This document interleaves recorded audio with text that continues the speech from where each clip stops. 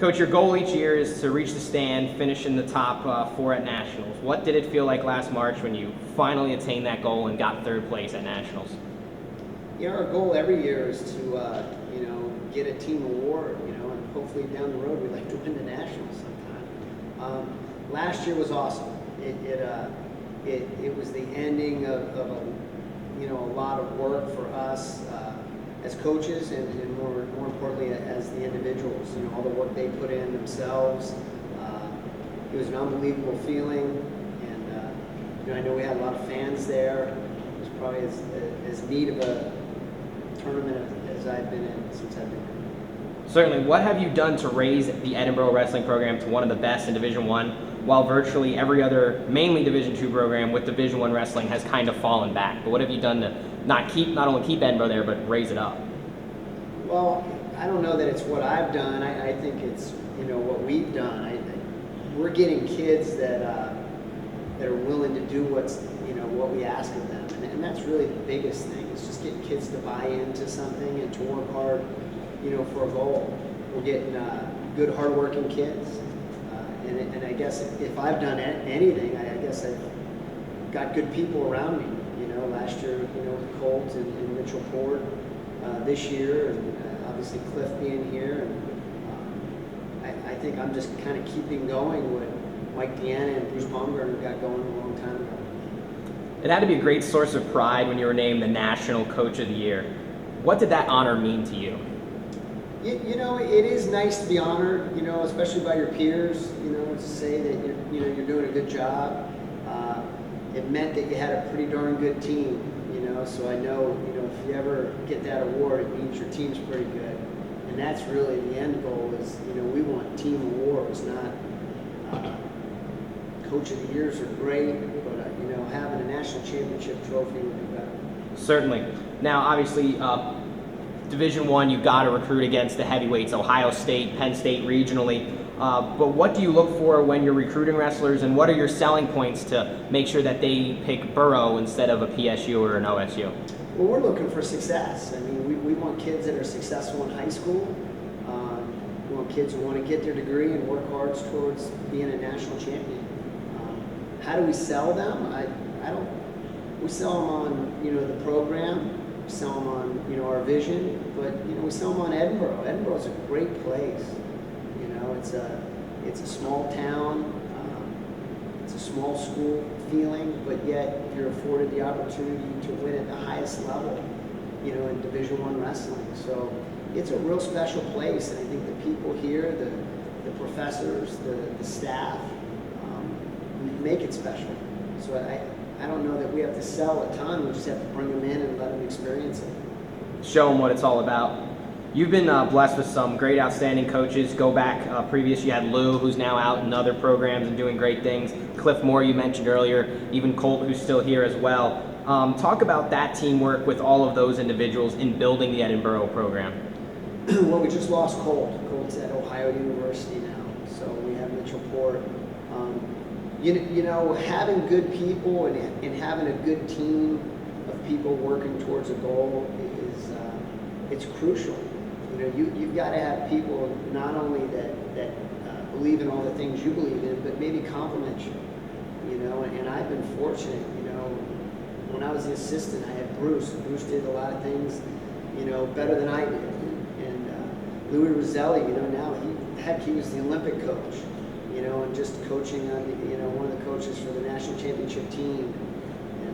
And now we had Colt and Mitchell coming in, and obviously we've had Cliff for a while. Cliff came from having success himself, being a national champion in Iowa, and we haven't missed a beat. So I think when you have a strong team around you, everybody's kind of interchangeable. If Bruce leaves, then we bring in Lou and I. If Louis leaves, we bring in Cliff, and the show goes on. So it's vital to have that continuity and everybody working towards the same goal. What does it mean to have so many of your former wrestlers going into coaching? You mentioned Mitchell Port staying right here in the borough, AJ Shop getting a job basically before he even graduated, going to South Dakota State, and then also even Dave Habit, who had that interest, and now he's kind of going and continuing his career, but still being an ambassador for the sport. What does it mean to have those guys still continue to be involved even when they leave this wrestling room?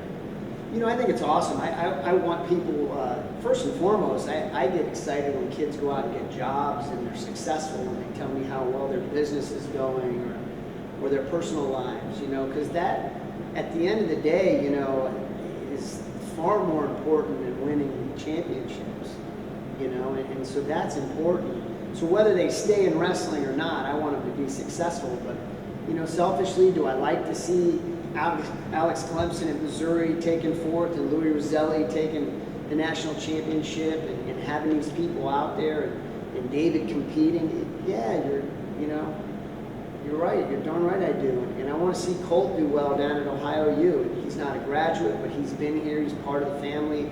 I want all our guys to be successful. You've had several opportunities over the years here at Edinboro, nearly 20 years as a head coach, to move on to what people might consider more attractive jobs, bigger programs, bigger schools. What's kept you here in Edinboro?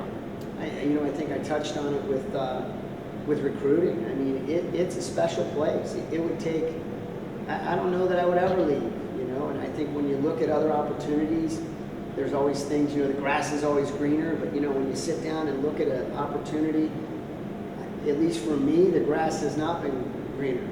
Edinboro is a good place. They treat me well. We're afforded an opportunity to compete at the highest level. And it's up to us. It's up to me and Cliff and Mitchell Port this year to go out there and compete. And we took third, so a lot of people thought we couldn't do that. So, why can't we win the nationals here? And so that drives me a little bit. But Edinboro is a great place, so I guess I don't know that I'd ever leave. Certainly. This year's recruiting class is ranked as one of the best in the country. Are you starting to reap the benefits of the top two finishes in the last 3 years? You think that helps in that? It certainly helps. I think the better you do as a team, the more recruits take a look at you. So I certainly taking fifth and then third, that's opened a lot of doors. And kids now, maybe Edinboro is a little more of a household name, and I hope it stays that way. What do you do for an encore to continue that? Obviously, I'm pretty sure your answer is going to be, well, if you got third, why can't you win? What is going to be the encore? And maybe a better question would be, how do you go about having a better encore? Yeah, I mean, the next step is obviously you always, your goals are high. The next step is I think now people realize, hey, you can go in there at the Nationals and put a couple kids on the stand, and so why not put two more, and try to win the national championship. What does it take? It's the same thing it took to get third. It's just a daily commitment. I think if you look and focus on the big picture all the time, you're never going to get there. I focus more on this morning. I came in, two kids asked me to come in and watch them drill. So I get up and come in here, before school starts for them, and we just do it on a day-to-day basis. Now, you worked hard not only to improve the product on the mat, but to also promote the sport of wrestling, fill the stands in Macomb, and bring in top teams such as Iowa 2 years ago, Ohio State back in February. Talk about your efforts to bring wrestling, the best wrestling to Western Pennsylvania, and what can fans in the community look for in the future here? Yeah, I think it's important for, to do that part, to promote wrestling, to bring great teams and great wrestlers, to Macomb Fieldhouse. But I think the local people should want to come watch our we have plenty of great wrestlers. Vic Avery's in the All-Star meet.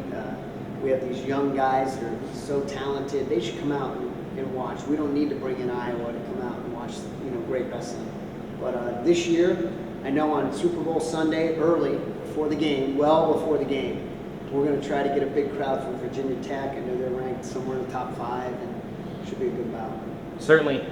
You just mentioned Vic Avery in your last answer. He's continuing a long line of Edinboro wrestlers to compete in the NWCA All-Star Classic. What does it mean to your program to have wrestlers compete in that showcase, which is notorious for boasting the best Division I wrestlers?